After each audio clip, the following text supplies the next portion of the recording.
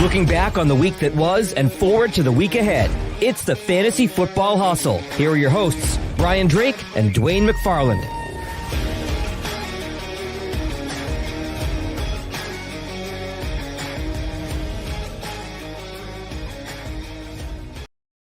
All across the fantasy universe, welcome to week 13 of the Fantasy Football Hustle, powered by Pro Football Focus. I am Brian Drake, joined as always by the analytical assassin, PFF.com senior fantasy analyst, Dwain McFarland. Thanksgiving's behind us, Dwain. There's only 2 weeks left until most of these fantasy playoffs begin.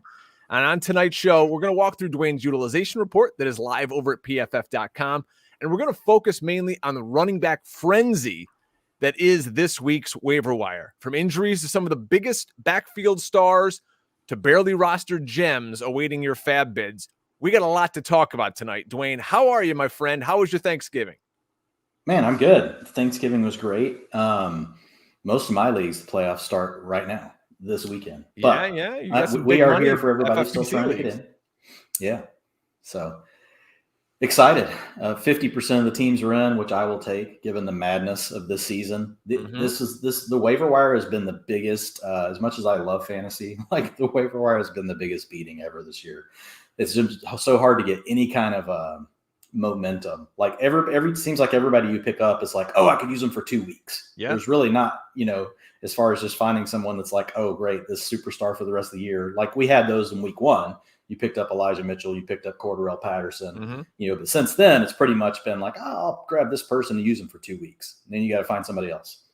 Yeah, and no question about it. And then there's guys who are supposed to be stars who are letting you down. The Jerry Judys of the world, DK Metcalf at receiver. Everyone's like, oh, I'm going to draft all these receivers. Look at all these running backs that get hurt. There's a million receivers that aren't even producing out there. You can put in your lineup and get you 3 points. Guys like Devonta Smith. I mean, give me a break. But we'll get into all that tonight. And we're so glad all our friends are hopping in our YouTube chat. If you're available on Tuesday nights at 10 o'clock, come to our YouTube channel. Come hang out with us. You can ask us questions, and we answer them live on the air. Make sure you're following the show on Twitter at FF Hustle. I'm at Drake Fantasy. Dwain is, of course, at Dwain McFarland. We want you to go over to PFF.com. I know there's only a few weeks left in the season, but boy, do we get a deal for you. Use code CYBER40. You really want to win. You want to make sure you've got the best data available, the best rankings.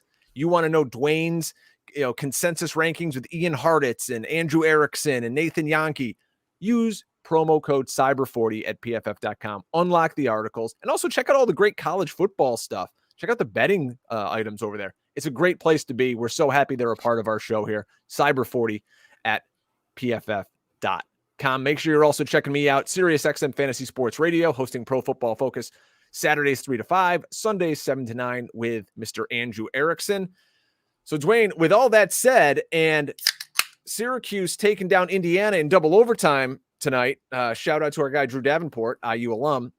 Let's kick things off here, my man. I know whenever I come on the air with you and you're strumming a guitar before the show, I go, oh, man, this is going to be a good one, man. This is going to be a good show. Dwayne's over here just like picking away as we're about to come on the air. I'm like, this is either juiced up Dwayne, pissed off Dwayne, I don't care anymore, Dwayne. Like, that's the best Dwayne I want. It was just Dwayne needed a quick break from football brain. For a second. And like I was telling you, I've been watching this get back. I don't know how many people that are listening are watching it, and we'll jump right into football. I know that's what you guys are here for, but like I'm kind of type A at times. And so like the show's driving me kind of nutty because like they've got to get ready for this show. I'm only 1.5 episodes in, less than 1.5. I've gotten the first full episode, which is like 3 hours on its own. Oh yeah. Been watching it for like the last couple of days, but it's like, you've seen it, Drake. Like they're getting nothing done. And I'm thinking like, okay, another 4 days are gone. Like the show's coming up. Like you guys don't even have any material. Like you're not going to be ready. And I can feel for Paul McCartney because I feel like he's the person trying to keep it all held together and move it forward without hurting feelings and all that kind of stuff. And I'm like, this is like a normal workplace, Yeah. And they're one of the greatest bands of all time. Yeah. If you like watching people smoke cigarettes, speak where subtitles are needed, you're going to love this documentary. But it really is good because I'm a guy who loves the creative process, and you get to see how they create their songs and kind of like, watching us, how we create this show. Yeah, you see Get Back created out of thin air. Mm-hmm. No, it's, Paul's jacking around with a bass line and all of a sudden here it comes. Yeah. Yeah. So Well, a lot of people are jacking around with their waiver wire and they got any fab left. So they're going to be looking for running backs because that's kind of the theme of our show. It's running back palooza tonight on the Fantasy Football Hustle. We'll start in Minnesota, where Alexander Madison is 53% owned in Yahoo. Anytime I reference a player owner number tonight, it's just from Yahoo. We don't have to tell you much here. We know it's not FFPC. Yeah. So Dalvin Cook's likely to miss 2 weeks with a shoulder injury, minimally. Could be more. We don't know. Madison can come in and give us 99% of Dalvin Cook's production. In the games he started this year, he's rattled off 112 and 113 yards rushing, respectively. Over the next 2 weeks, the Vikings have matchups at Detroit and home for Pittsburgh. I expect Madison to be a top 12 running back both weeks. Not a lot to break down here, really, Dwayne. If you got Alexander Madison, start him. If he's on your waiver wire, he should be your top claim. Yeah, I mean, just do whatever it takes to get him because, look, Dalvin Cook may not be back in 2 weeks. Like that's what they hope. But we don't know that he could end up being shut down for the season as worst case. I don't think it's going to be that bad. But, this is also – and he's dealt with shoulder injuries in the past. I mean, there could be a re-injury. So, yeah, if Madison's out there, you got to grab him. I've got him in my top 6 for my ranks for the week. The situation in Carolina isn't as clear-cut. CMC now down for the year. We'll have all offseason to talk about what's going to happen with him and his draft stock for 2022. But we face a different situation, Dwayne, than we did earlier in the season. Now, mind you, the Panthers are on a bye this week. And while Chuba Hubbard, 40% owned in Yahoo, it seems to be the guy to add. He's got competition in the backfield from Amir Abdullah, who's playing a lot more on passing downs. And there's also this guy, Cam Newton, in the mix, who can, while he stinks, steal some, vulture a few touchdowns at the goal line. Schedule for the Panthers after this week's bye is not great. It's Atlanta in week 14, then at Buffalo, home for Tampa, at the Saints, at the Bucks. Yikes. So what do you think of this backfield? Chuba Hubbard, the man to get, Amir Abdullah, any desire of putting him on the back end of your roster? I think Hubbard is still the top play, right? Because if any of them has a chance to be in every down back, it's him. I don't think anyone will be. We actually saw Chuba get spelled even earlier in the season, but they didn't have someone that was as good on passing downs as Amir Abdullah. And last week, whenever we saw McCaffrey leave the game, and the game was way out of hand, like the Dolphins were destroying the Panthers. But that could be the kind of game script we're talking about, given some of the matchups that you just talked about, right, down the stretch. So it was Abdullah out there for 73% of the long down and distance, 100% of the 2-minute offense. He was out there for 57% of the routes. Chuba Hubbard was barely on the field. So I think what's going to happen is Hubbard will be the starter. He'll be the early down back. But if things get out of hand, or if they're staying behind, schedule on down and distance, you get into a lot of third and longs, things like that, then you're going to see a lot more Chuba. I mean, you're going to see a lot more Amir Abdullah. I think the other real thorn in the side is that you get inside the 5 and you have Cam Newton, even if he's not the starting quarterback, could be coming off the bench, right, just to steal your touchdown. So it's a lot thinner this time around for Chuba Hubbard as far as his value. I still think he's a 50% plus player at this point in the season, right? You don't got much time left. Like, what else is really going to happen here? If you're loaded at running back, then just don't worry about it. I don't like him as much as Madison, even though I know he's going to play for the rest of the season, just because Madison, I know the 2 starts I'm going to love, and maybe I squeeze a third or a fourth out of him. With Chuba, we could very clearly after this bye week come back and after the very first game just be like, oh, we can never use him. We don't know for sure, but I think it will be game script dependent. Yeah, it's going to be interesting there. And that team's just bad. I mean, for all the Cam Newton love that people were showering a few weeks ago, I mean, Cam looked like the Cam that was the reason he wasn't sticking around New England. Well, these quarterbacks that are not don't have hyper accuracy, and we see it from time to time, really struggle with heavy man coverage teams that have good man coverage, right? Because then everything's much more about placement than whenever you're settling down into zones and there's a general area, right? You hear Matt Waldman talk about general accuracy versus pinpoint accuracy. Cam Newton does not have pinpoint accuracy. He has general accuracy at this point in his career. He's always really been more of a general accuracy guy. He had a few pretty good years. So I think it's a situation when you play against a team like the Dolphins that are going to blitz, a lot, and they're going to run a lot of man coverage. You see the Broncos do it a lot. You see the Saints do it a lot. The Patriots do it a lot. The Ravens do it a lot, not quite as heavy as they used to be, just because, they're missing some of their pass rushers and things like that. But it's a situation where, if you don't have that pinpoint accuracy and you can't place the ball exactly where it needs to be, over the shoulder, drop it in the basket, right out of a break, perfect timing, you can't be as much of a see it and throw it kind of quarterback. Because all of a sudden, if you don't hit them right when they're getting open, then they're running into help, over the top in coverage and things like that. So I think that's the problem for Cam Newton. So I pretty much am going to give him a pass on this last game, just because, and what you're hoping when you play man with a team with a quarterback like Cam is you catch him in man coverage enough, you have enough time, and then you take off and scramble, right? While everybody's back is to you. And so that didn't come to fruition though this past week. I mean, he had some rushing yardage, but he was out of the game by like late third quarter, early fourth quarter. So I'm going to give Cam a little bit of a pass. It was a bad matchup from that standpoint. He actually was able to do enough to support DJ Moore and get 100 yards there. So we'll take it. Sounds like you could be having that same conversation about Jalen Hurts, but it is. It's the same conversation. Yeah. It is the same. We'll save some of that for later. Jamal Williams is going to fill the void left by DeAndre Swift in Detroit. Remember, he was a sexy name in the preseason and the best ball periods. He's now only 40% owned in Yahoo, and he's got a chance to be a real difference maker for a few weeks. Swift is battling a shoulder issue. They're calling him day to day. So we'll know more as the days goes on. But I'm going to say it's unlikely he plays in week 13. Jamar Jefferson and Godwin Igwebuike are also in the mix, but I don't think they trust either of those guys. And if Jamal Williams, who was hurt himself a few weeks ago, just came back, is healthy, I think he's going to get the lion's share of the work here at home against the Vikings. Yeah, I think he's a mid-range RB2 every week that he starts. I don't think he's going to break the long plays that Swift has. He's not as explosive. Swift basically every game is having one of these big plays. But Williams won't give you as many negative plays, right? He's not going to get stuffed as often. He's going to be more consistent. And we know that he's a plus in the passing game. We've seen him do that before with the Green Bay Packers. In fact, right, it used to frustrate us. If you were an Aaron Jones fantasy manager, you're like, why the hell is Jamal Williams on the field so much in passing downs? Like, let Aaron Jones do that. And so we know that he can do all of these things. I do think he'll be a 75 to 80%, of the snap player. And I actually would prioritize him over Chuba just because, one, you get him this week and you're trying to get in. Number two, like, the Lions are terrible, Drake. Like, what's to say? Like, why do the Lions want to risk DeAndre Swift anymore at all? Like, what's the point? Like, my thought is they lose another game this weekend and he's still hurt. Like, we see teams do this all the time at this point in the season. They've got injured players. Their season's over. What do? They'll shut them down. They've got these other backs if they need them. It's not like they're going to run out of backs. You can find a back off the street if you need to, just to finish your season. But why risk DeAndre Swift at this point? I know a lot of you probably have DeAndre Swift and you're rooting for him to play. And I do. I have him on some playoff rosters as well. So it's not that I want this to happen with Swift.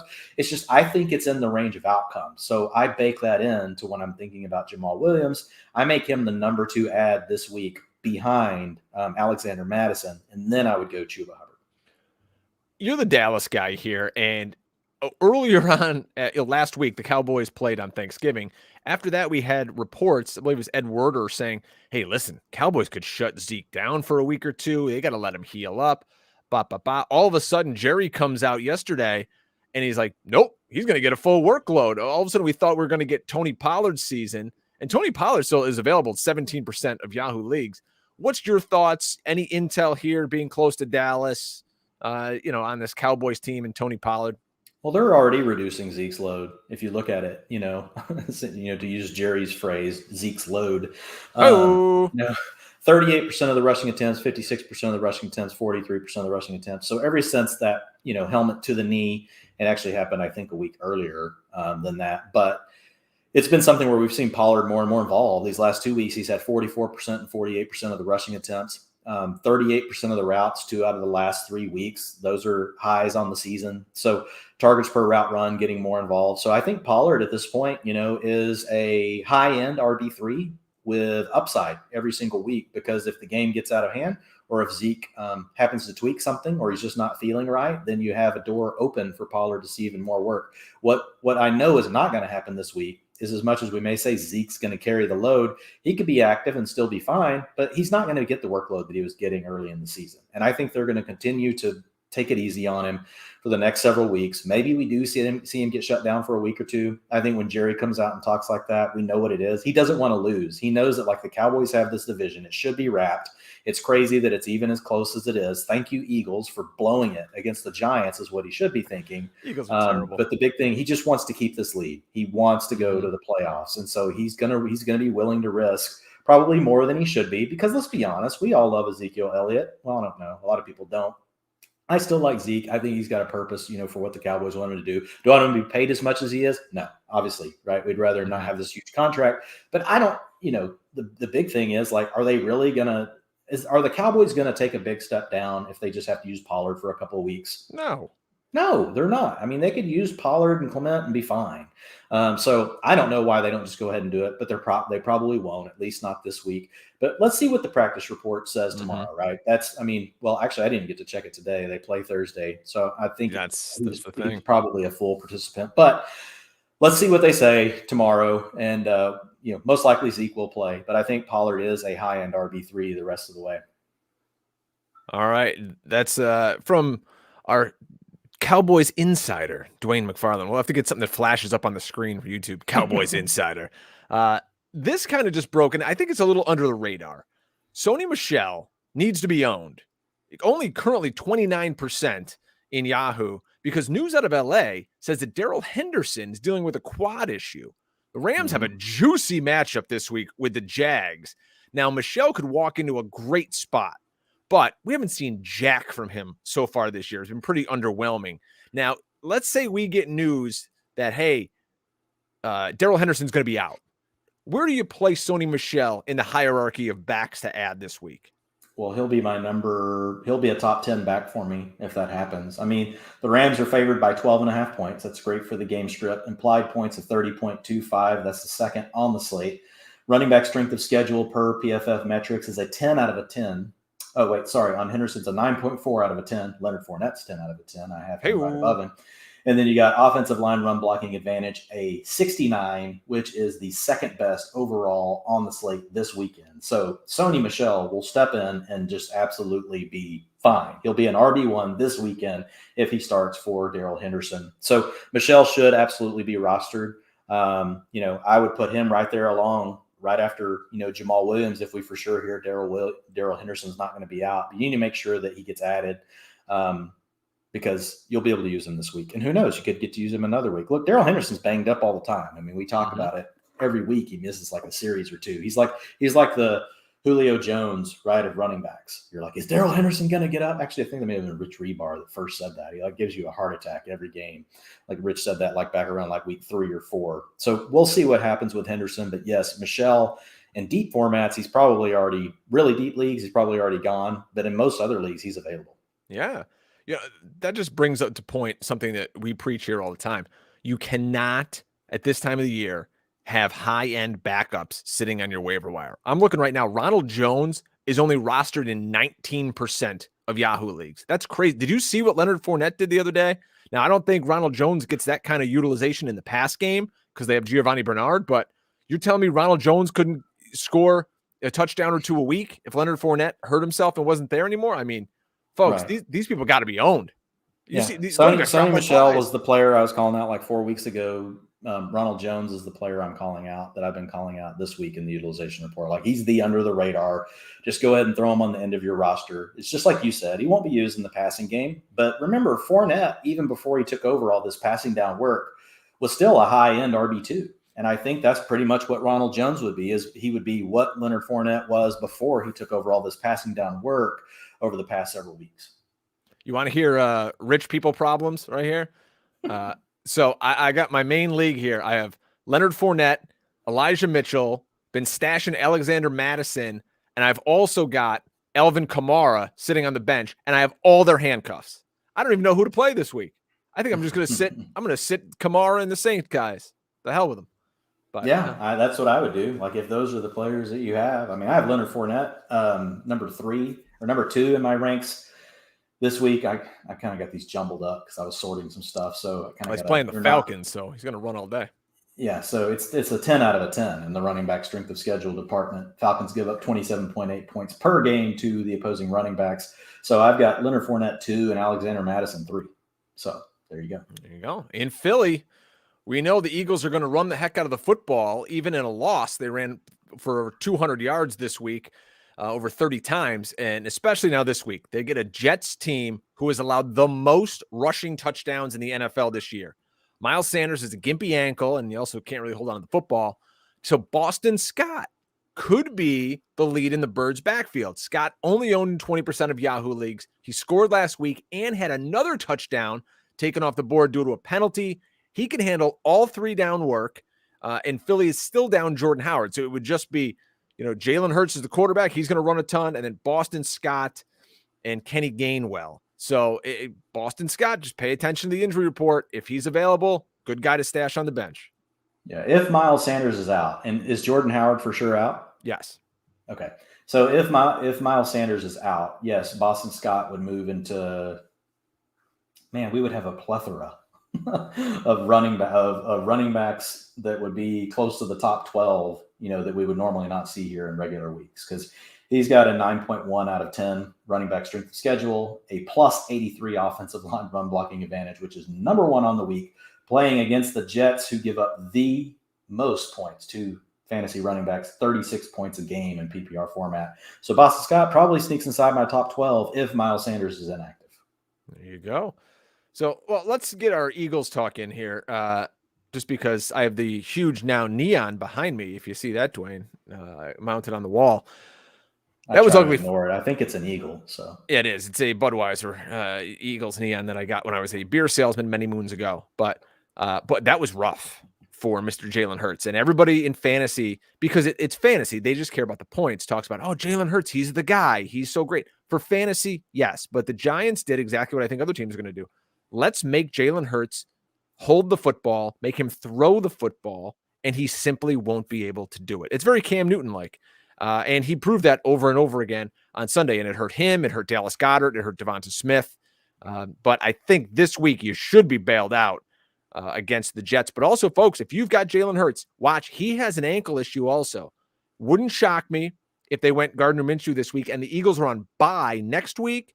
If you have Jalen Hurts, I would be going out this weekend. Pick up Taysom Hill. Taysom Hill plays the Jets in week 14 when Hurts is on bye. It's a perfect guy to slide in, and they're going to complement each other well. So my Eagles we're lucky because that's who we have on our roster on our FFPC team. That's right. I picked up Taysom Hill like 4 weeks ago, Forrest Drake. You're welcome. Anytime. Hey, I'm just the money guy in this situation. I go in, I supervise, make sure you're doing things the right way, and then we keep rolling. We got a question in the chat room from Vincent Anderson. I have Dak and Jalen Hurts. Got to start Dak Thursday night. Yes. Absolutely. Yep. No question about it.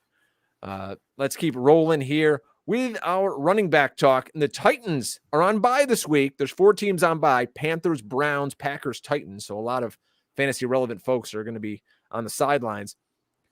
But in a loss to the Pats, they had both Dontrell Hilliard and Deonta Foreman rush for over 100 yards.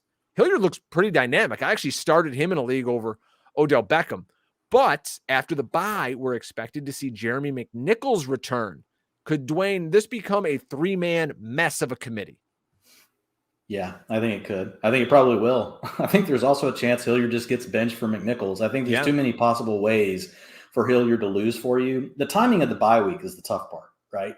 Because you're trying to either creep into your playoffs, or it could be your first playoff game if you're in a more high stakes league like FFPC. You're playing this weekend. It's just tough to plop down, your fab money on a player like Hilliard, having no clue. Look, he didn't even get, he only had 32% of the rushing attempts last week. Not like that's terrible, but he basically played the Jeremy McNichols role. That's all he played. And so Jeremy McNichols, it's not like he's a player that we've just loved. Like we're like, Jeremy McNichols, once the injury happened, mid-range RB3. That's what I think about Dontrell Hilliard if Jeremy McNichols completely stays away from the team. If McNichols comes back, they're almost all RB4s until we find out what they can do or who's going to be ahead in the pecking order. And it's just hard for me to think of a way that Hilliard really duplicates what we've got to see over the last 2 weeks. He could do it. I mean, if you thought he looked good and you just want to put a chip down on it because you think, hey, Hilliard looked great. What I saw was a draw play where he scored a long touchdown, and he got pretty lucky. The seas parted and he saw it and he said, oh, I'm an NFL player. I can run fast. Boom, gone. Scored a touchdown. But outside of that, I went back and watched all of his touches. I thought he looked good. He didn't look special to me. I thought Foreman did what he was supposed to do well. He fumbled the ball, but he actually had more rushing attempts. So I think Foreman will continue to be the lead back as far as early downs, and he'll handle more of the rushing duties. And I think Hilliard will handle the passing down duties. And you're going to be hoping that McNichols doesn't take that job or split that job with him. Speaking of split backfields, our pal Mike in the YouTube chat asks, do you think Javonte Williams is going to take more of this backfield? I know increased snap percentage the last couple of weeks. It seems like every week, that's all every fantasy show wants to talk about. This is the week Javonte takes it over. This is the week, and it never does. It's just a 50-50 split, and just that's kind of how it's rolling. But Williams got in the end zone this week, so, hooray us. Yeah, I mean, this shit's hard to do. I've done I don't want to call it a study, but I've basically gone back and studied, as much as I can, all these second-round backs coming in behind players we call washed, like Melvin Gordon. We saw Derrick Henry do it, back in the day behind DeMarco Murray, right? We've seen this play out hundreds of times, probably not hundreds because I've only tracked it back to 2007 or something. But, I found at least 50 instances of this, and 30 where there was a back similar to someone like Melvin Gordon. And it's just really hard. Only very few times does the back actually take over. Now, if the younger back, if they do, it's typically later in the season.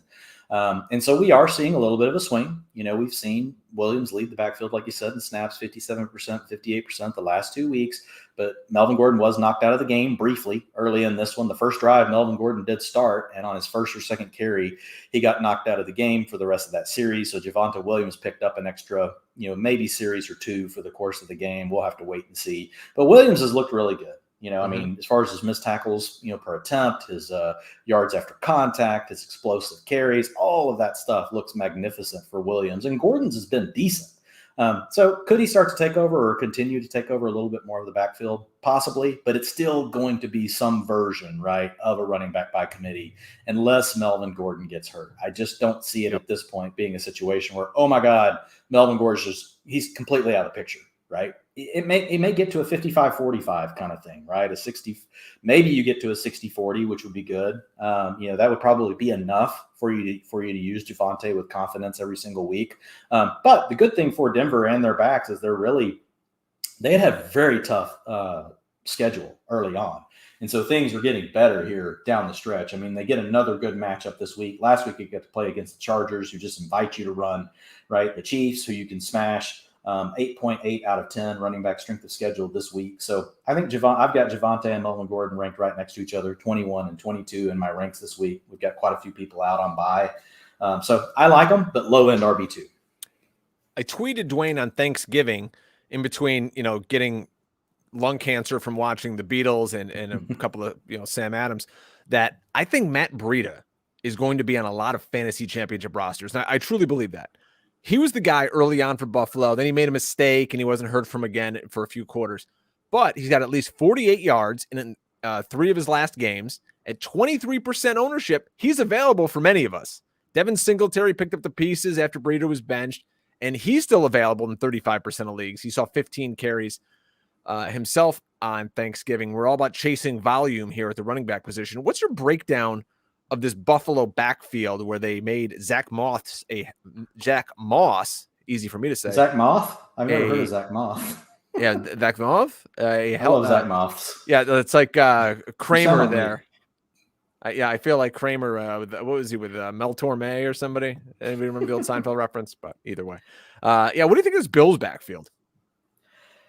Man, it's just still hard to trust. I mean, you've got Allen who's going to get the ball. You're always either going to have Zach Moss or Singletary available to get the ball. So with Breida, he's done the most with his touches, to your point. But, I mean, seeing his utilization this past week, he's just kind of stuck around that 30% mark. So it's tough for me to get too excited about it. If there was a Bills back that I wanted to roster, it probably is him because I'm just hoping that he could carve out a larger role. I just don't know for sure, like how big of a role, can he really carve out? Like that's the question. And I just don't have the answer to it. I would prioritize him below most of the guys anyway that we've talked about, before this. I wouldn't do him, after Ronald Jones. There's maybe somebody else we've mentioned. I can't remember, but Breida, I think is the 10 to 20%, fab type player. I think I have him listed 5th in the utilization article this week, as far as the order for fab allocation. Yeah, this Bills team hopefully is going to get a little healthier. I know they got a couple of linemen coming back. That's been their bugaboo, is a team that last year looked so dominant, but this year they just simply can't run the football, and they've kind of become one-dimensional. You want to get deep? We're going to get deep here, folks. Rex Burkhead and David Johnson. I mean, this is desperate stuff here. What do you think of these two guys? And I want to also throw out, I heard the Texans might be looking to give Scotty Phillips a look when he comes off IR. So if you got an IR spot, good deep stash in some, really deep leagues. It's a terrible team, terrible offense, like the deepest league ever that you should never play in again. Scotty Phillips. Oh yeah, Jesus. I'm digging when Scotty Phillips hits, and we're talking 3 weeks from now. You're going to be like, God damn you, Drake. Who called Tevin Coleman over Ty Johnson last week, by the way? Everyone said Ty Johnson. Yeah. Oh, you were super excited to start Tevin Coleman. You felt great. You were so excited. It didn't win you your matchup. He couldn't crack that, Kamara, Lenny, Eli Mitchell lineup that I'm rolling with. But there's some dude with 2 first names that's had more points than freaking Ty Johnson than Tevin Coleman. Jesus. Wait, we'll get to Austin Walter next, but what do you think of this Texans backfield? Yeah, it's 10 to 20%.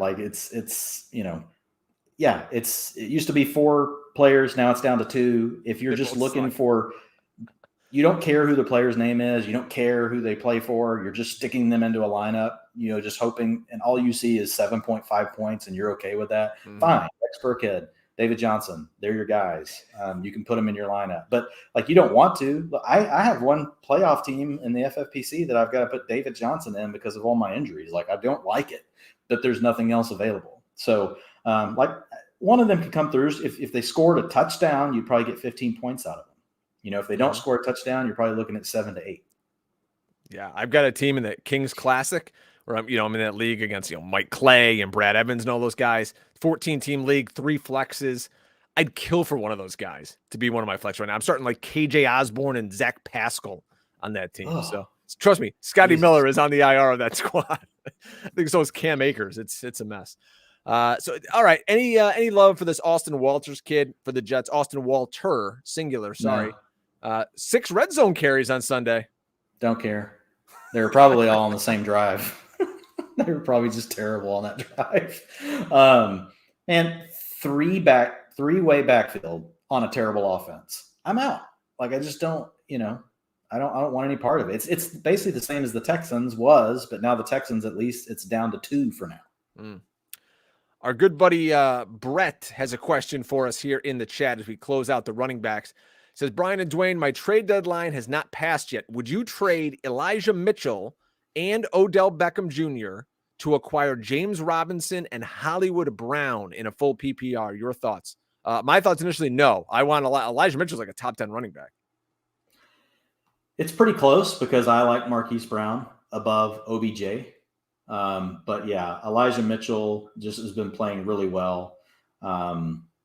And I like the 49ers run game. So I'm going to say no, just because James Robinson, the other thing, I just don't know what's going on with his heel. They're not letting him take over the every down role since he's come back. He had just taken it over. This is the way fantasy football goes. He had fully asserted himself over Carlos Hyde. Carlos Hyde was nothing. He was nowhere to be found. It was all James Robinson. Hurts his heel, comes back. Now Carlos Hyde's got all the passing down work again. And you got James Robinson handling early down duty on a crappy team. And so he does get involved in the passing game, even on early downs. It's not like he has to have the third downs and stuff to catch passes, but it definitely limits his upside. The game scripts get crappy. So I like, and plus I just like, if I'm talking about, Elijah Mitchell, talking about the 49ers run game, we love that. But I also like the Rams offense, Now I like the Ravens offense too. So I would slightly lean, though, just holding on what I have. The key is OBJ to the trade, though. OBJ's got to at least come through and be a wide receiver 3 for you, which I think he will be, because Marquise Brown's a top 12 receiver. Yeah, it's pretty scores a touchdown in the next few weeks here because Daddy needs him to make the playoffs in my big home league. You referenced San Francisco, and while we start transitioning to wide receiver, no better place to start than there with Debo Samuel, who's is he a receiver? Is he a running back? It doesn't matter, but he's hurt, and that's the main thing. So how do you see this receiver group changing without Debo Samuel? Do you like Jauan Jennings at all off the wire? You think Ayuk picks up a little more, or just maybe they just push more onto those running backs? Yeah, Ayuk's my wide receiver 16 on the week. Wow. I think Kittle gets more work. I don't think Jauan Jennings is going to really – I like him, but it's a complete shot in the dark. Like, you need to be in the kind of league you were just talking about a minute ago to want to have Jauan Jennings on your roster. I do want to have Jauan Jennings on that roster. Yeah, you might on the league you just named me, like he'd probably be your number one wide receiver. Yeah, seriously. Well, yeah, you know who was? Debo Samuel.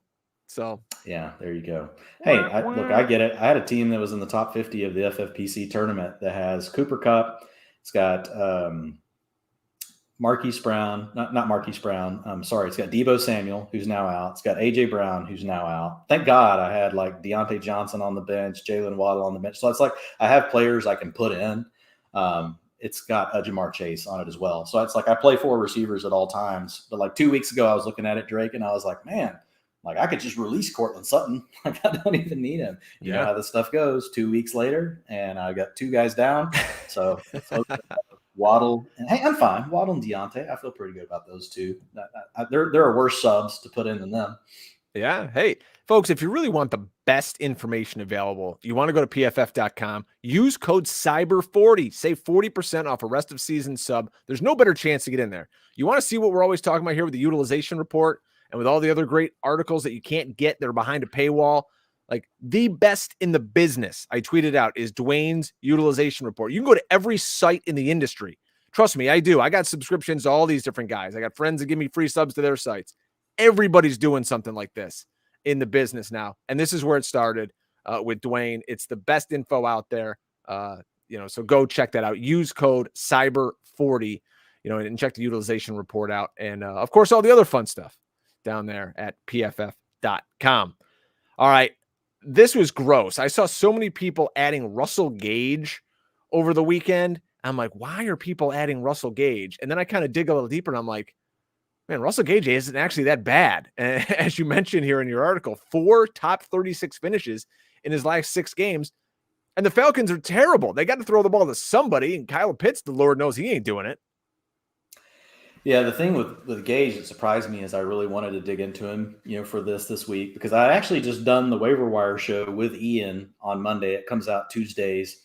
And, we kind of glossed over Gage and I just let it go too. I knew he had been kind of boom bust up and down over the last few weeks, but I hadn't had my chance to do a true deep dive because I change the order I do the utilization report, like which teams I go through. I change it every week just because I never want to be like just starting with the same teams and finishing with the same ones because, sometimes I'm more tired at the end, that kind of stuff. And I'm always having to figure out ways to change my schedule. What can I do to get away from the computer for a few minutes? So one huge thing that helps me is honestly just changing up the order. One, it just makes sure that I'm fresh for different teams at different times. But then also it just keeps me more interested for whatever reason, not going in the same order every week. So I hadn't got to the Falcons, even though they're at the top of the alphabet with being Atlanta. And so once I dug in, like the thing that was really most interesting to me, Drake, one, we knew we'd had some interest in Russell Gage. We had seen him in the past do okay. We weren't that excited about him this year because we knew with Kyle Pitts going to be the Falcons wanted to be a more run-heavy offense, hasn't worked out. But we knew with Kyle Pitts, we knew with Calvin Ridley, it's kind of like, okay, where's he going to be? Then he got hurt, right? And so he didn't play early in the season. But last year, he had made a little bit of noise. And then so I just dug into it. And I was like, okay, let's just take a look at Russell Gage.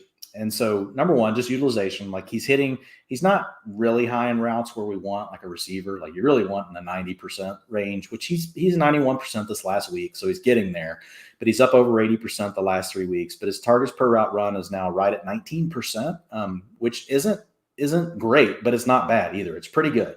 And so the big thing though, when I dug in, Drake, was that he got open last week, and he had a nice game against single man coverage 100% of the time that he faced it.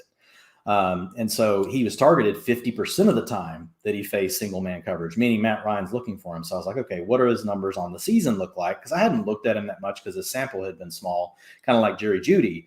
But he's getting open 60% of the time he faces single man coverage, which is one of the best markers in the league. If you narrow it down to the number of routes that he's run, it's actually number 2 to Jerry Jeudy. It's Jerry Jeudy, then him, and they move him around some of the formation. But whenever he gets a single coverage opportunity, 28% of the time Matt Ryan's going to him.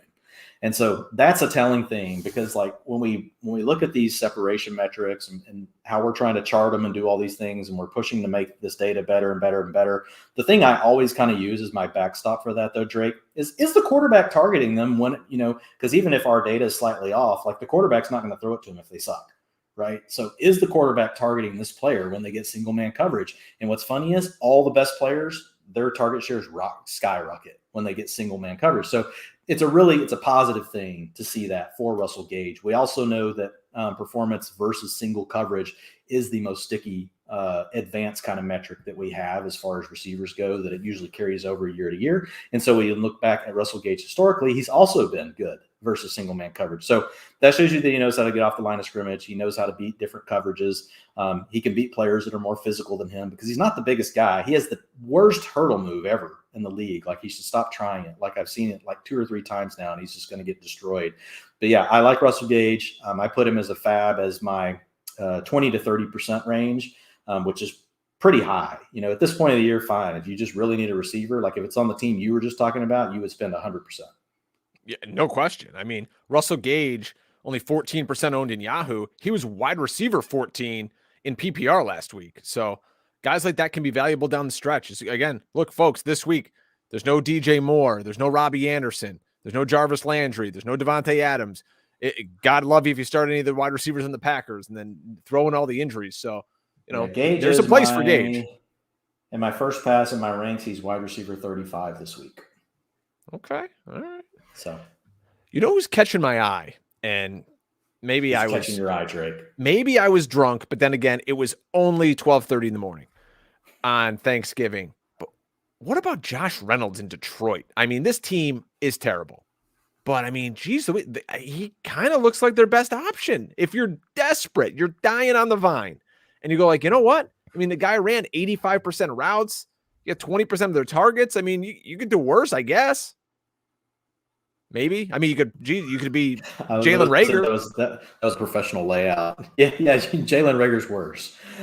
Josh Reynolds is a player that's always been kind of interesting, but he's, for whatever reason, with the Rams, like he always had Brandon Cooks or someone like that in front of him. Then they drafted Van Jefferson, so they move on from him. And we thought with the Titans, wow, maybe he's going to get a shot. They signed Julio Jones. It was kind of odd to me, though, that he couldn't stick with the Titans despite all the injuries and stuff that they were having. So that kind of made me write him off. And so when he landed with Detroit, that was even a bigger reason to write him off. You're like, oh, the Lions with Jared Goff, et cetera. Just not excited about it. But yeah, I mean, he's out there enough. Like, he's up over 90%, of the routes nearly the last 2 weeks each. Targets per route run, decent over the last 2 weeks. So, I mean, he's going to get his chance, and really no one else from that team besides TJ Hawkinson. And it's not like he's lighting it up. It's just a volume thing, right? But there's no one else in the passing game other than dumping down to the backs that's really been able to consistently demand the ball. And so that's what we'll have to see, because we've seen each one of these, we've seen these receivers break out like for a week. Like, we've seen St. Brown, like, give us a decent week here or there. We've seen Khalif Raymond give us a decent week here or there, but we just haven't seen anyone be able to really kind of string something together. But yeah, if you're in a super deep format, you just want to see. I wouldn't want to be counting on Josh Reynolds. I wouldn't want to be starting him. Right. But we're digging deep here, brother. But hey, it is a player that I wouldn't mind, rostering in a deeper format just to see for another week. I don't want to spend a lot on it. But who knows? Like, we've seen things like this happen, in the past, Drake, where we've had a guy like, remember a few years ago when Brashad Perryman got hot, with Jameis Winston down the stretch, whenever we had like Godwin and someone else was injured. It might have just been Mike Evans. Actually, I think it was Godwin and Evans for a little stretch, and Perriman got really hot. So you could see something like that happen.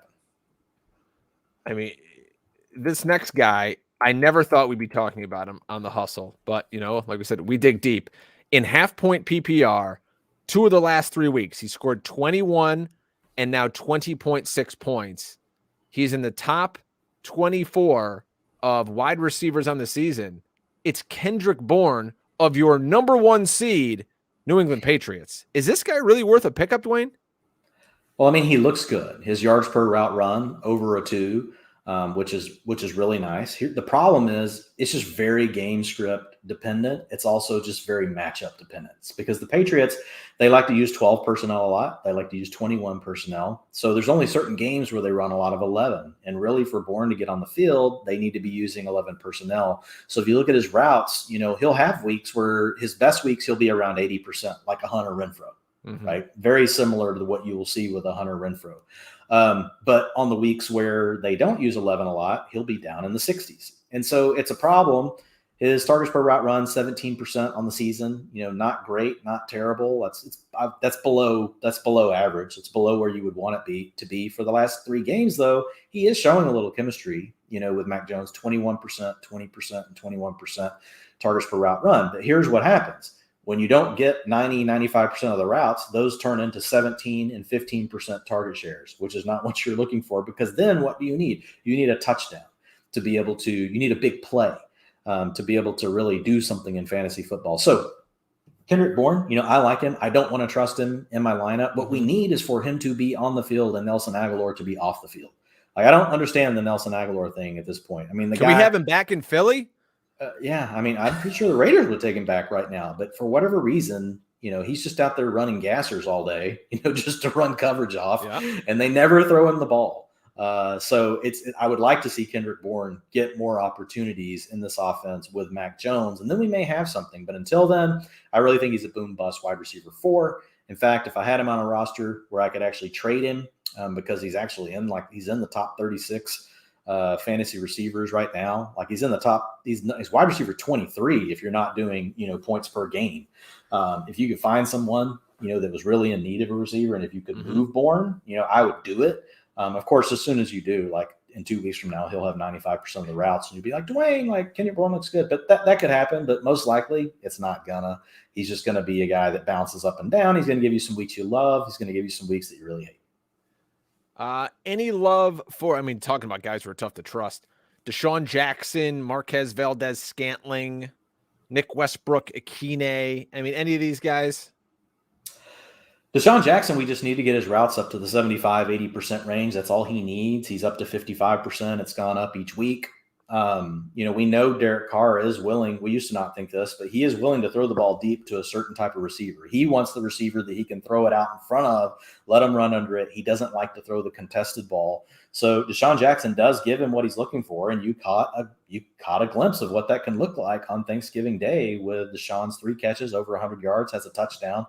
I think you could get performances like that. He's on the same range as Kendrick Bourne. Really, to me, like, they're very similar players. They're going to be boom bust. His is going to come in a little bit different way than Bourne, but I think that Deshaun, he needs to get to that 80% route range to be a little bit more trustable. But even at 65, 70%, given the type of shots that he gets in a deep format, he could give you something.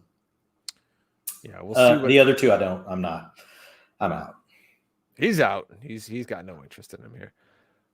If you need a tight end this week, I tweeted out, you just need to go down to your local Irish pub and pick up, maybe a James O'Shaughnessy, maybe a Jackie Doyle, maybe a Cole Kmet. He went to Notre Dame, or maybe even Foster Moreau, because he likes red-haired girls. So I will say he does.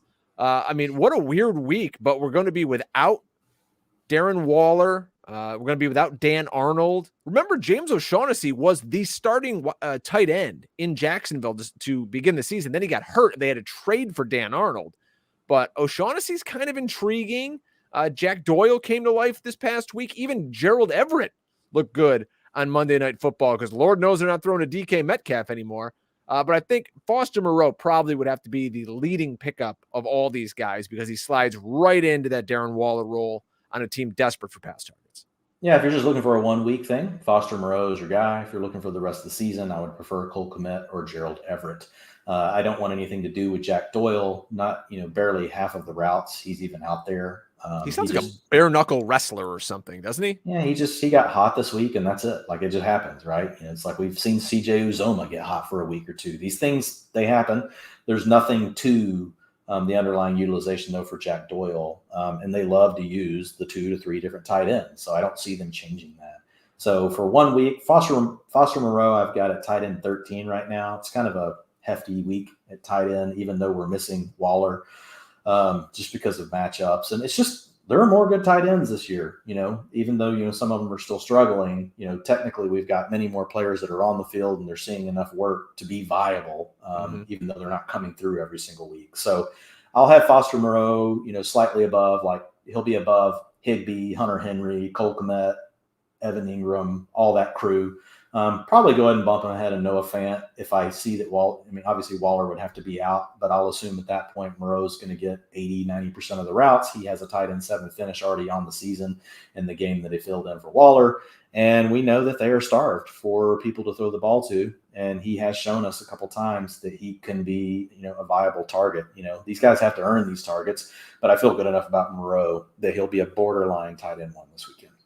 I actually handcuffed Darren Waller in the Scott Fish Bowl because there was nothing on the waiver wire, and it looks pretty smart right now. Logan Thomas also returned on Monday Night Football. He's available in nearly 40% of Yahoo leagues, so check your waiver wire, see if anybody. He would go ahead of everybody we just named. Yeah, check your waiver wires there, folks. Sometimes these guys get dropped, and you never know. Yeah, let's fire some questions in here. Because that's what we like to do. Talk to the people. Goddard or Gesicki this week in a half-point PPR? Gesicki. I picked up Cole Kmet for the Kelsey bye this week. Now, Kelsey's obviously back. Do you hang on to Kmet or stash a running back with that roster spot? You picked up Kmet for what? Last week when Kelsey was on bye. You going to hold on to Kmet right now and kind of block other people, or you dump him for a stash running back? I'm getting a stash running back. I mean, it just depends on the format. I mean, most of my formats are tight end premium, so I'm keeping Cole Kmet. He's looked pretty good over the last several weeks. But yeah, if it's something where I've got Kelsey back and I know that I can constantly churn the wire, it's not something where you're going to get where your wire is going to get cut off sometime here in the near future, then sure, drop the tight end and pick up a stash running back. PPR league, Michael Pittman or Brandon Ayuk? This week, Brandon Ayuk. Are we still holding out hope for Kadarius Toney and Sterling Shepard? I mean, if Shepard's ever back healthy, I think he'll be a wide receiver 3. I just don't know when that's going to be. I mean, we've been waiting on it forever. Toney, I'm a little less optimistic about, Drake, just because we've already actually got to see him be out there, and he just needs to stay healthy. Like that last game, that he played, like he was only out there 65%, of the routes because he got hurt at the end of the game. I mean, he's the best receiver on the team. Like, I'm confident of it already at this point. Like, his targets per route say so. His ability to get open against man coverage says so.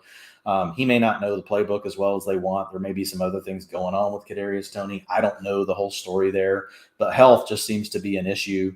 So it's like, these are the hardest questions to answer, Brian. Like, I know, like, he's talented, but I don't, they're just getting healthier as a team. Is it just going to be a big rotation? I don't really want to mess with any of the Giants receivers. No. All right. Full PPR, Bateman, Van Jefferson, or Jerry Jeudy?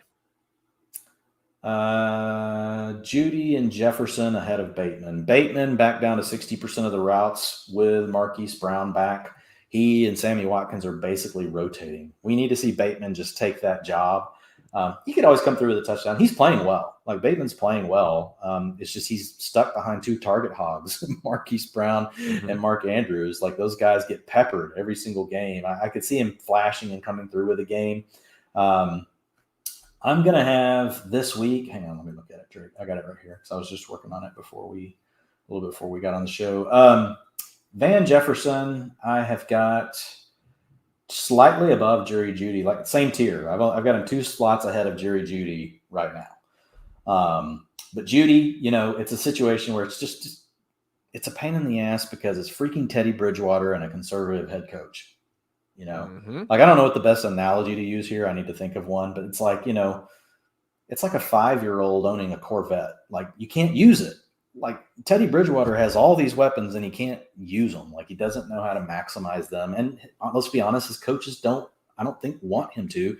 But the Chiefs could force him into it. The thing I love about Jerry Jeudy this week is the Chiefs they're one of the top 5 man coverage teams in the league. Jerry Jeudy by far is beating man coverage more than any other Bronco. Gets to operate inside. You're going to see more blitzes from the Chiefs, especially on third down. So I think that's going to play into the hands of Jerry Jeudy being the quick target in the underneath passing game, beating press coverage.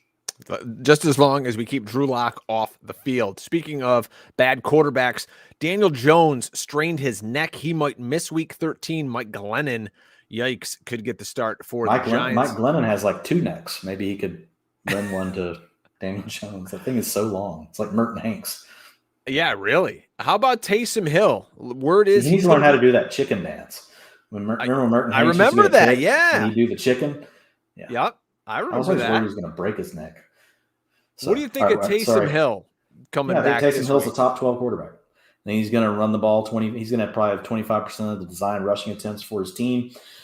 He may have 12 yards passing, but it's the rushing cheat code. He's going to have it. I think he gives you a similar type output to what you get. Not quite the upside that we get with Jalen Hurts, but somewhere in that range. I think he's a low end QB1. What if you owned both, as our friend Rob Fisher in the chat asks, Taysom Hill and Jalen Hurts? Who are you going to start this week? You got Thursday night. You got Taysom. This. Yeah. Do you want to pull up our roster for everybody, Drake, and watch and go see who's already in our lineup? I have it up right here. That's where I was going to. So I wanted to talk a little bit about our FFPC Football Guys Players Championship team. And Taysom Hill and Jalen Hurts and also Justin Fields are our quarterbacks. We've got Taysom Hill slotted in against Dallas Thursday night. We're also rolling with Tony Pollard and Austin Eckler as our running backs. That's because DeAndre Swift is hurt. That's why Pollard's in. Wide receivers, T. Higgins and Van Jefferson. Flexing Devonta Smith and Jalen Waddle. Kyle Pitts at tight end. Just to give you some kind of depth here on our bench, Hurts and Fields are the backups. Foreman, Swift. Like you're totally burying the lead. Devontae Adams and DJ Moore are on the bench. Or were you trying to build up to that? I'm going position by position. Can only scroll so fast. So Foreman, Swift, Hines at running back. Here's the wide receivers, though. Sutton, DJ Moore, Devontae Adams sitting on the bench. Devontae Adams on bye and along with DJ Moore. So that kind of stinks in a game we must win. Kyle Pitts has to come through this week. Well, we also have Cole Kmet. Kyle Pitts has to come through this week. Let's hope, because I've already spent the winnings from this league. I just bought a big green screen that you'll see when we start pumping out some more video content. It'll be fun. So I'm looking forward to. How are your other teams doing in the FFPC? Half of them are in. All right. So I'm good. I drafted 26 teams. 13 of them are in the playoffs. 8 of them are auto bids, meaning that even if I lose in the playoffs, they'll be in the championship run for the $500,000 over the last 3 weeks of the season. For folks new to the show, I've been very close to winning that. I've finished second, and I finished third, and I finished fourth. So it's I'm ready for a first place, Drake. I'll be happy for it to be you and me. I'd be happy to split $500,000 with you. Yeah, don't ask about Zach Ertz. Sore subject. I wish I had Zach Ertz on one team, just for a little mojo. I don't own him. Tell that story real quick. Any of these teams. Yeah, so it was 3-4 years ago. I had Drake. This team had Le'Veon Bell. It had Kareem Hunt. This was Kareem Hunt's rookie year when he went absolutely berserk, and it was Todd Gurley's first year with Sean McVay. So I took Le'Veon Bell in the first round, came back, and I took Todd Gurley. Then I took Kareem Hunt. I was just aggressive with him. I just took all 3 because I felt really good about the receivers I was targeting in the mid rounds that season. Which one of them's name was Devontae Adams. Marvin Jones was another one. Sammy Watkins was one. He ended up not being any good. But when coming back in the 4th round, I got on this team, Zach Ertz. And so I reached a little bit, on him, but it's a tight end premium league. So anyway, like I had this loaded team. It was basically in the top. It's the most dominant I had ever been like in this format. Like it was in the top 50, like pretty much all year, like with those backs. And so it got down to the final game or final night, and I was jousting with this other team for first or second. Like first place was $250,000, second place was $30,000. And so Zach Ertz was the player I had going on Monday night. I was down to this team because they had freaking Dion Lewis that was like just some late season acquisition. That's why these things matter that we talk about. Mm-hmm. And he had scored like over 30 points. And so that had happened, I believe, on Sunday Night Football, if I remember correctly. And this was Monday Night Football. They were playing against the Raiders, Drake. Nick Foles was the quarterback for that was a brutal game. That was the Super Bowl season. Yeah. And man, like Nick Foles missed Zach Ertz early in the game, like 4 or 5 times, like wide open. Missed him on a touchdown, like multiple times. And then towards the end of the second quarter, like 2-minute offense, check down to Ertz, check down to Ertz, check down to Ertz. And I was down by like, 20, I think, to start the game, 15 or 20. Anyway, gets all the way to the end of the game. Just need one more catch from Ertz would have done it. I was down by less than a point. And a reception in this format is worth 1.5. And Nick Foles drops back. Zach Ertz just kind of blocks and just leaks out into the flat, right? Just kind of one of those little release things like, oh, I'm going to chip this guy and just release out. He's just basically the emergency in the play. Foles goes through his read. Nobody's there. Like literally Zach Ertz is, standing, 5 feet, away from Nick Foles, what it feels like on TV. And Foles overthrows him. Like, and so my brother's over, his kids are over. They don't really know a lot about football at that age. Like his youngest son's like 3, Henry, and he's running around and all he's doing is just screaming. He's going, Ertz, Ertz, Ertz, like this little, he's going nuts. And it was like such a letdown for like the whole family. So we made them a big tent afterwards and we let them watch Star Wars games or Star Wars movies while I drank with my brother. And, and how much did that cost you again? $250,000 was first place, and I won 30. So $220,000 on Big Dick Nick Foles overthrowing the flat. Oh my God! He probably stepped on it, and it just kind of jerked him, and he threw it a little high. We've all been. Funny is he jerked it several times because that's what it came. It's sad it came down to that because it could have been handled multiple points in the game before that. So it's hey, just how it goes sometimes. Oh my gosh. Whew. Well, we're going to get it done this year. Probably not, but it's fun to talk about. And hopefully you guys get it done this week and we get you into your playoffs, whether you're in an FFPC league, whether you're in just your home league with your buddies and you got 2 weeks to go. Come on, guys. We're going to get there. We're all grinding. I know I'm doing it. Dwayne's doing it. We're here with you. We're not just talking fantasy with you. We're fighting in these streets, man. And we appreciate you guys hanging out with us each and every Tuesday night on YouTube. And if you're listening wherever you are, Tuesday, Wednesday, Thursday, Friday, in the car, at the gym, mowing the lawn, thank you. Thank you so much for being a part of our fantasy football hustle community. It's only going to get bigger and better from here. Thank you to Pro Football Focus for always having our back. Use promo code CYBER40, save 40%, and hit us up on Twitter at FFHustle, at Drake Fantasy, at Dwain McFarland, and give the damn show a good review on iTunes. I looked, Dwayne, no one's given us a review in forever. If you're listening to the show, pull over right now. Go, these two guys are pretty damn good looking. They tell Big Dick Nick stories, and I'm sorry, Dwayne, that you're not, $220,000 richer. But anything else before we get out of here, my friend? No, man. No, a lot of good stuff tonight. And, it's just, to what you're saying, like, the reason we like doing this is because, number one, we love to play fantasy football. I'm thankful to get to work in fantasy football or just football period full time now. So thankful for PFF. Thankful, for meeting you, man. 4 years ago, we started doing this stuff, had 2 listeners. And but at the end of the day, like what brought us together is the game that everybody, is here in the chat talking to us about. And that's why we always still do the chat, I think, is just because like really it's about the players.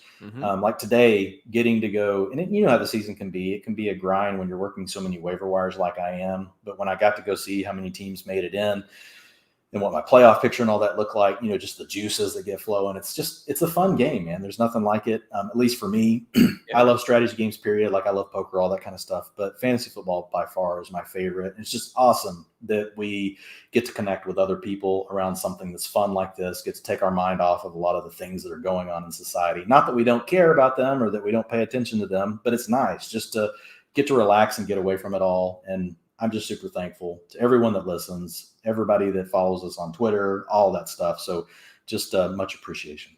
Nah, no question, man. 4 years ago, we started this bad boy.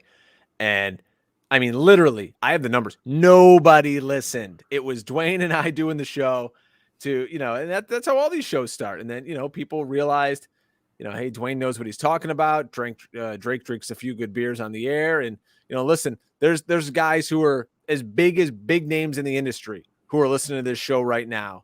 And we thank those guys, and many of them are now our friends. And there's so many guys who are just the average Joe who we'll never, ever meet, who listen to us at the gym or while they're walking their kids or driving, to work for their sales job. And, we thank you guys so much. So you put us here and you made us look like we're doing a big time show. We're still two jerk offs in our basement, having some fun talking fantasy football with you. And Dwain actually gets paid for it now. So I can't believe that still, to be honest. But I'm thankful. Yes. And keep watching on YouTube. Make sure you subscribe to that. I just cut Dwain the check from our YouTube earnings the other day. Yeah. So. It wasn't quite as good as the other list that you sent, but we're working on it, right? Yeah. Go buy like 7 new guitars with that. You can start your own Beatles. But thanks everybody. Remember, we're here for you every Tuesday. Subscribe on iTunes, do all that good stuff on YouTube. And we'll see you next week, folks. And remember to never get out hustled.